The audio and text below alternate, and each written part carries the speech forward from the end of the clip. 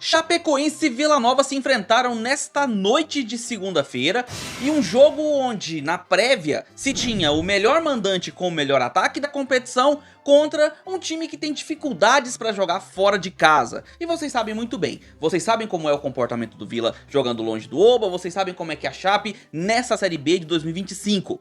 Mas, surpreendentemente, tivemos um empate em 2 a 2, onde talvez o protagonismo esteja até na arbitragem, mas não do jeito que vocês estão pensando, como costumeiramente é, nas polêmicas. Acredito que tem algo a mais que a gente pode falar sobre arbitragem nesse jogo. Mas claro, vamos falar tudo que rolou na partida, explicar pra você, torcedor do Vila, como o Tigrão conseguiu chegar a esse empate fora de casa, que seria um bom resultado, não fosse o jogo anterior que o Vila perdeu, né?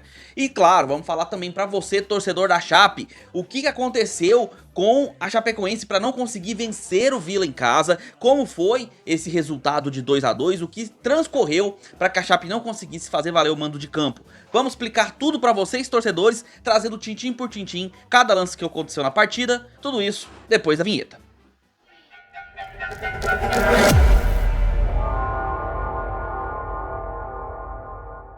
Fala aí, seus torcedores que jogam por 1 minuto e ficam no chão por 3. Sejam bem-vindos ao canal, meu nome é Victor Gader. Sem mais delongas, as escalações aqui na tela. E a Chapecoense que vem, né, numa vertente, numa crescente, desde ali do meio do primeiro turno. Teve seus momentos de oscilação, mas com Gilmar Dalpozo à frente e o seu esquema de 3-5-2, cresceu muito na temporada.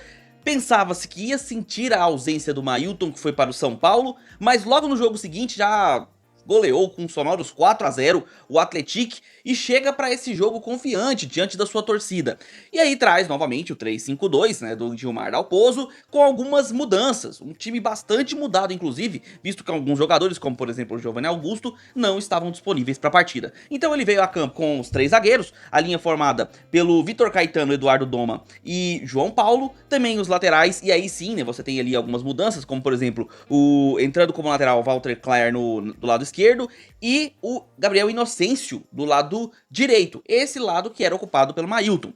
Tivemos também ali no meio o Rafael Carvalheira e o Bruno Matias. Na frente, o Marcinho, o Ítalo e o Neto Pessoa. Recebendo o Vila Nova. Vila Nova que veio de uma derrota bem ruim, uma derrota diante do Botafogo de Ribeirão Preto. Tudo bem que o Botafogo vem fazendo alguns jogos, como agora, por exemplo, acabou de vencer o líder da competição, mas não se esperava que fosse ter um desempenho satisfatório, nem teve, mas o Vila não conseguiu fazer frente ou até mesmo levar perigo pro Botafogo da forma como jogou lá, um estilo muito diferente daquilo que foi pregado pelo Paulo Turra. Faltou intensidade e acabou perdendo por 2 a 0. Então vem para esse jogo completamente mudado, inclusive no esquema tático, que espelha justamente o 3-5-2 do Gilmar Dalpozo. E aí, cara, eu vou passar a escalação, vou começar com vocês a escalação, mas depois eu quero passar com vocês uns detalhes. Fica aqui, vamos lá. Primeiro a escalação vindo com 3 zagueiros, trazendo o Pagnussá, o Alisson Maia e o Pedro Romano, que seria um zagueiro pelo lado esquerdo, mas ele tava ali, né, mais pelo lado direito, caindo bastante pelo lado direito, inclusive. Os laterais, o Elias e o Igor, presta bastante atenção. E aí no meio, João Vieira como o primeiro homem de marcação, seria o primeiro volante, o Jean Mota também voltando ali como titular, e o Dodô como meia de armação. Na frente, Guilherme Parede e Juan Ribeiro. Agora vamos lá, falei a escalação, agora eu quero que você preste atenção e tente encontrar o erro, tá? O erro. Primeiro, 3-5-2, um esquema que o Vila não tem costume de jogar. Primeiro ponto. Achou o erro? Então vamos falar da escalação. 2 laterais, Elias e Igor. Percebeu? Percebeu até agora? Vou continuar. João Vieira como primeiro volante. Entendeu? Viu? Conseguiu achar? Se não conseguiu, agora você vai achar.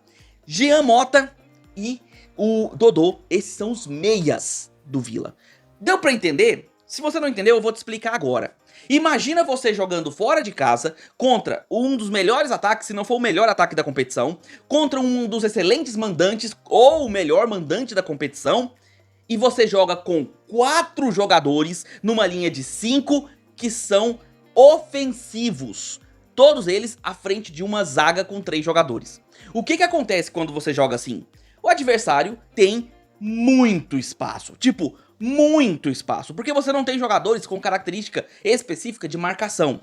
O Paulo Turra comete um erro que eu não entendo, porque desde que ele chegou, o João Vieira vem jogando como um segundo volante. E aí nesse jogo, por não ter o Ralf, ele poderia, por exemplo, entrar com o Natan como um segundo volante, como um primeiro volante, e manter o João Vieira como segundo volante, sem depender do Jean Mota, que não é um volante de marcação. Ele é um jogador que evolui para o ataque.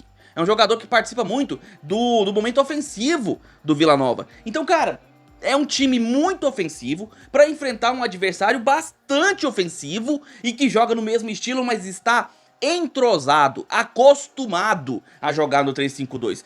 O Vila não tem essa característica, não tem esse costume, não teve nem tempo hábil para poder desenvolver um 3-5-2. Resultado: primeiro tempo começa e a Chapecoense usando bastante os laterais que jogam como alas praticamente, que é o Gabriel Inocêncio e no caso o Walter Cler, muito espaço dado no campo ofensivo. Toda hora a Chapecoense estava pressionando no campo ofensivo. E eu já falei isso em alguns outros, tinha falado, né, no caso, em algumas outras análises, principalmente participando ali do Futebol 62 com os amigos lá do canal, que o Vila jamais poderia deixar a Chapecoense ter a posse de bola e espaços no campo ofensivo. Era pedir pra ir de arrasta se jogasse dessa forma. E o primeiro tempo foi um domínio da Chapecoense que se converteu em gol de forma natural. Mas chances perigosíssimas, como por exemplo, uma jogada ensaiada numa falta, uma finalização para uma defesa muito boa do Raus. Teve também algumas chegadas pelas laterais, alguns cruzamentos, não foram exatamente muitas chances, mas o domínio era completo. O domínio da Chapecoense era completo e absoluto, e o Vila não conseguia nem mesmo chegar na área da Chapecoense, dada a baixíssima capacidade de entrosamento num esquema pouco utilizado. O 3-5-2 não funciona quando você não tem entrosamento para ele. A Chape tem, o Vila não. Resultado, a Chape acabou chegando ao seu gol, um domínio que consegue tirar a marcação e sobra para, se não me engano, o Walter Cler, acho que é o Walter Cler, né, que acaba finalizando na entrada da área, fazendo 1-0 para a Chape, um gol muito merecido e já esperado, pela forma como o jogo se desenrolava. Só que aí, tudo bem, até aqui critiquei a escalação, critiquei o esquema tático. Agora, se você joga com os jogadores ofensivos que eu falei, dois laterais que são ofensivos, Elias e Igor, meias ofensivos como o Mota, como o João Vieira e o próprio Dodô, se você tem esses jogadores, é natural que se você se lança ao ataque e mantém a posse de bola, você vai conseguir criar alguma coisa aqui e ali. E olha que surpresa! Quando o Vila tomou o gol, o que aconteceu? O Vila, por obrigação, por estar perdendo, se lançou ao ataque. E resultado, o Vila encontrou espaços, encontrou tabelas, encontrou jogadas, porque estava com um time ofensivo. Ou seja, você entendeu qual que é o problema aqui do primeiro tempo? O Vila vem com um time ofensivo, armado num esquema ofensivo, e joga na retranca. Jogou tanto tempo na retranca de forma errada que levou o gol. E quando leva o gol, se lança ao ataque. E aí começa a funcionar. Porque o esquema tático organizado começa a fazer aquilo que foi treinado, foi pelo menos pensado, jogar no campo ofensivo. E o Vila cria algumas chances. Tudo bem, não foram grandes chances, chances perigosas, mas consegue chegar no campo da Chapecoense. Não precisava esperar tomar um gol para isso. Mas como o Vila faz geralmente, acabou sendo dessa forma novamente. E tudo bem, caminhava-se para 1-0 terminar o primeiro tempo ali, ia ser bem justo. No final, no último lance, um cruzamento vindo da esquerda, a bola toca no braço do jogador da Chape, e aí eu não me lembro do decorrer da jogada, não lembro o que aconteceu, acredito que não deu em nada. E aí, naquele momento que houve o toque na bola, eu mesmo assistindo o jogo, eu falei, ó, teve uma mão ali. Não acho que o juiz vai encerrar o jogo sem verificar. E ele, naturalmente, foi chamado pelo VAR, corretamente, avaliou o lance, viu que a bola tinha tocado claramente na mão que estava aberta do jogador da Chapecoense, no salto que ele fez para dividir a bola na área, e aí marcou pênalti, muito corretamente, diga-se de passagem. A marcação foi correta, o pênalti foi cobrado inclusive pelo João Vieira, e convertido fazendo 1-1 no último lance do primeiro tempo. Pra um castigo ali da Chapecoense, né? Vamos combinar. Afinal, a Chape tinha até um bom controle do jogo, apesar de que depois que fez o gol, recuou mais uma vez, teve problemas ali pra controlar o sistema defensivo e acabou sofrendo o gol de pênalti. O intervalo veio e é óbvio, o Paulo Turra viu que estava cometendo um grande erro. Com aquele esquema, com aquele posicionamento, o negócio não ia funcionar. Resultado, ele muda o time com 3 alterações de saída. Ele tirou o Thiago Pagnussá colocando o Nathan Melo para sair como primeiro volante, tirou o Jean Mota e entrou o Bruno Xavier, e também tirou mais um, foi o Juan Ribeiro, e entrou o Bruno Mendes. Ou seja, ele sai do 3-5-2 para ir para um 4-3-3, da forma que a gente entende, a forma que a gente conhece e a forma que eu acredito que o Villa joga melhor, que são 2 zagueiros, 2 laterais, o João Vieira novamente como segundo volante, visto que o Nathan entra como primeiro, e aí o Dodô como meia com 3 atacantes à frente, o Bruno Xavier por um lado, o Parede pelo outro e o Bruno Mendes como referência. Detalhe que vocês não ouviram falar do Parede, né, porque ele praticamente não jogou no primeiro tempo. Na verdade, o ataque do Villa praticamente não aconteceu no primeiro tempo, né, não tivemos muita coisa ali. Mas o segundo tempo é diferente. No segundo tempo o jogo ficou um pouco mais dinâmico entre as equipes. Escuta bem, ficou dinâmico entre as equipes, só que a gente teve um problema grave, tá? Um problema muito grave, que foi a arbitragem picotando a partida. Eu vou falar de formas separadas. Primeiro com relação à arbitragem. Muitas faltas bobas, que na minha opinião poderiam até ser segue o jogo, o famoso não foi nada, continua, o juiz estava parando. Qualquer contato, qualquer situação, ele parava. Só que tem um outro problema. Os jogadores dos dois times não estavam cooperando.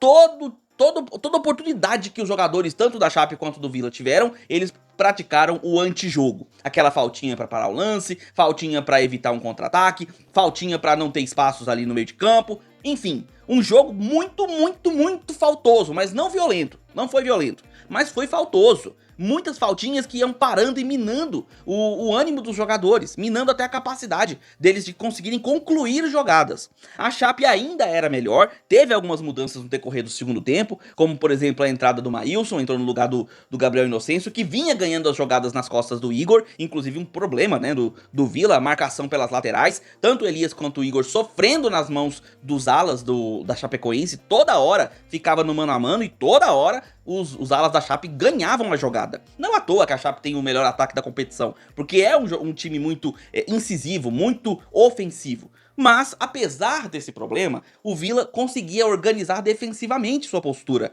Era um time que tinha ali uma organização, conseguia sustentar bem o esquema defensivo e não estava levando grandes perigos. Não estava tendo...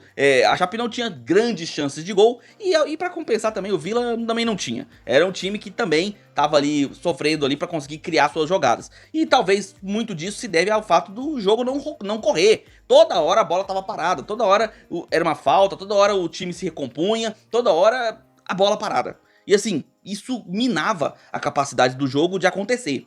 Só que aí tivemos 2 erros do Villa que foram determinantes. Primeiro, o Nathan Melo, ele perde ali, né, tem uma perda num domínio de bola ali, e aí ele acaba se recuperando, tirando a bola pro rumo do goleiro, mas ele comete uma falta.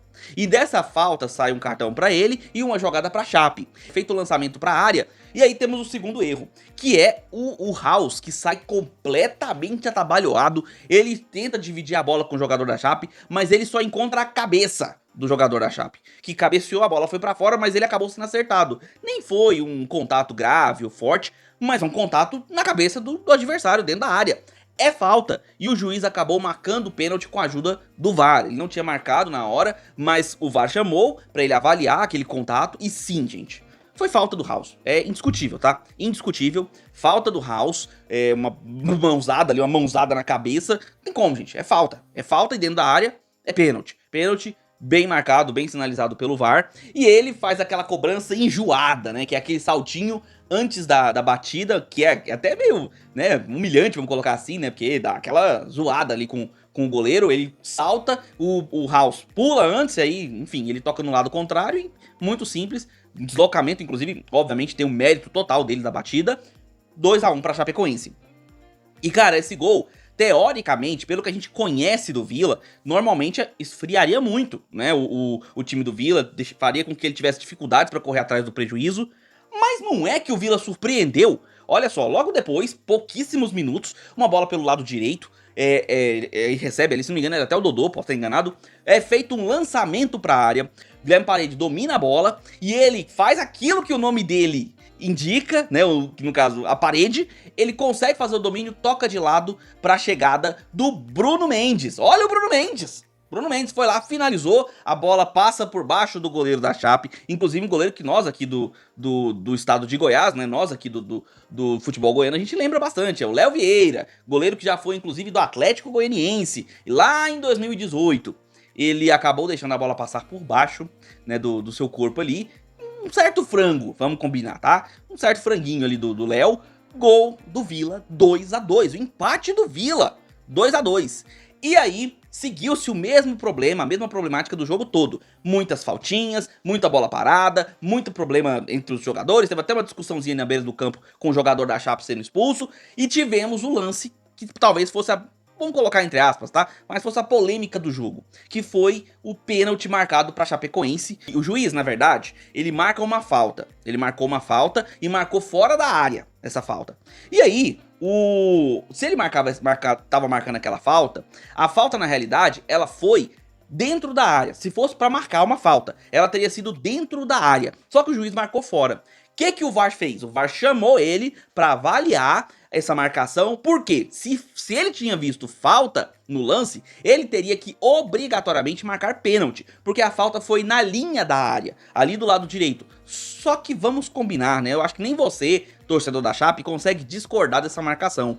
O jogador do Vila toca só a bola, tá? Ele toca a bola, aí no transcorrer há o contato físico natural da jogada, e aí o jogador da Chape cai. Mas, cara, não foi nada, nada. O jogador do Vila Nova foi limpo, toca a bola e joga para escanteio. O juiz viu isso, analisou e corretamente não marcou nem mesmo a falta. Deu o escanteio para a Chape. E esse sim foi o correto a se fazer. Esses lances capitais, para mim, a arbitragem acertou nessa partida, tá? E no restante do jogo, foi a Chapecoense tentando, né, criar alguma coisa, principalmente na bola aérea e nos cruzamentos vindos do lado direito nas costas do Igor. A maior parte das jogadas foi por ali. E do lado do Vila até teve uma certa tentativa, né, de criar alguma coisa depois do segundo gol. O Vila ainda chegou com alguns cruzamentos, algumas bolas na entrada da área, umas tentativas de finalização, mas no geral o jogo ficou muito mais truncado, muito mais parado do que com bola rolando, e o empate, quando você analisa a partida como um todo, me parece bastante justo.